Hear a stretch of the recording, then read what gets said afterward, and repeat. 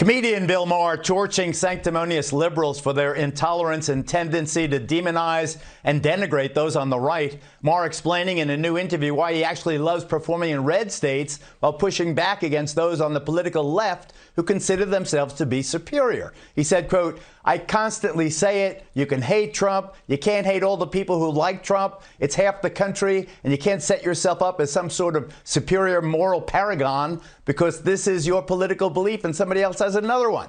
I feel like that's the Achilles heel of the left right now. They identify issues mostly by what they can feel superior to another person for." I heard that, Greg, and it was very interesting to me because it reminded me of a book I read almost 10 years ago.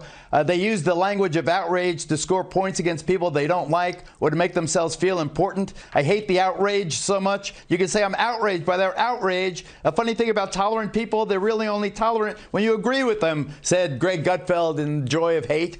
So great minds think alike. But it is true, isn't it, that, there is this superiority of one faction over the other. Geraldo, I think I love you because I have been wanting to quote from that book for like ever because I was the first one. That's like 10 years ago when I was writing about this new kind of intolerance. It's kind of sad that Bill Maher has to defend himself for not despising 70 million people, but because of this modern wokeism, which is he's a liberal, but his party isn't. His party has been infected by a virus that tells you cannot mix with other people. So you're not supposed to talk to Trump supporters. You're supposed to have idea segregation. And if you dare mix with these people, well, then you'll get infected too, and you'll be just as evil as they are. What he's trying to say is the only way you're going to get out of your bubble is by talking to people who are different from you. And if you stay in that bubble, you're just going to be dumb, boring, and wrong.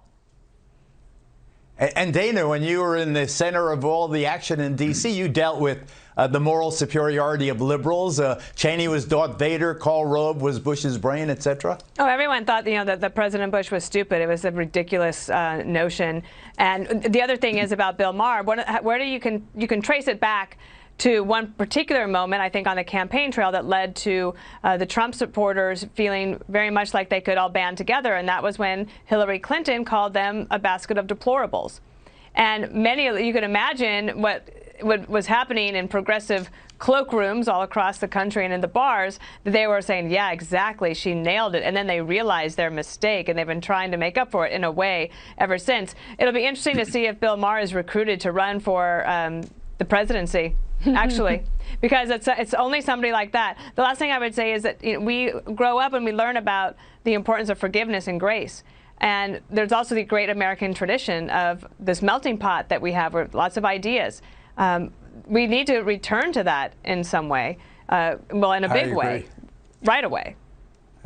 I agree. And Dagan, though, I've heard sometimes your voice drip with contempt when you hear a leftist or a hypocrite. You really let them. I always blamed Imus for, poisoning your well.